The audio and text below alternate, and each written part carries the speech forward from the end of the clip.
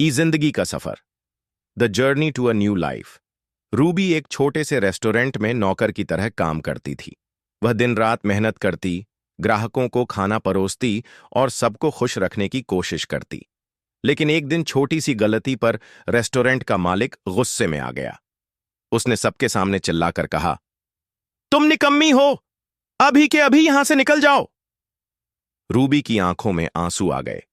वह टूटा हुआ दिल लेकर रेस्टोरेंट से बाहर निकली और बारिश में भीगती हुई गलियों में भटकने लगी।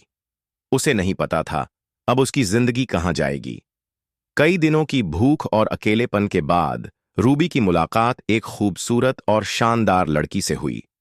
उस लड़की का नाम स्टेला था, जो शहर की मशहूर मॉडल थी। स्टेला ने रूबी को गौर से देखा और कहा, अगर चाहो तो मेरे घर रह सकती हो, लेकिन बदले में तुम्हें मेरा नौकर बनना होगा।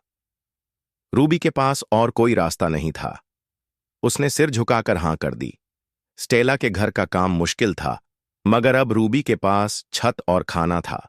समय बीतता गया। धीरे धीरे स्टेला और रूबी के बीच एक रिश्ता सा बन गया। स्टेला ने रूबी के भीतर छिपे हौसले और मासूमियत को महसूस किया। एक दिन स्टेला ने कहा, कल मेरे साथ एक फैशन शो में चलो, मैं चाहती हूं लोग तुम्हें देखें। फैशन शो के दिन जब रूबी स्टेला के साथ रैंप पर चली तो सबकी नजरें उसी पर ठहर गईं। लोग उसकी सादगी और आत्मविश्वास से प्रभावित हो गए। अब रूबी वहीं बेबस और बेसहारा लड़की नहीं रही।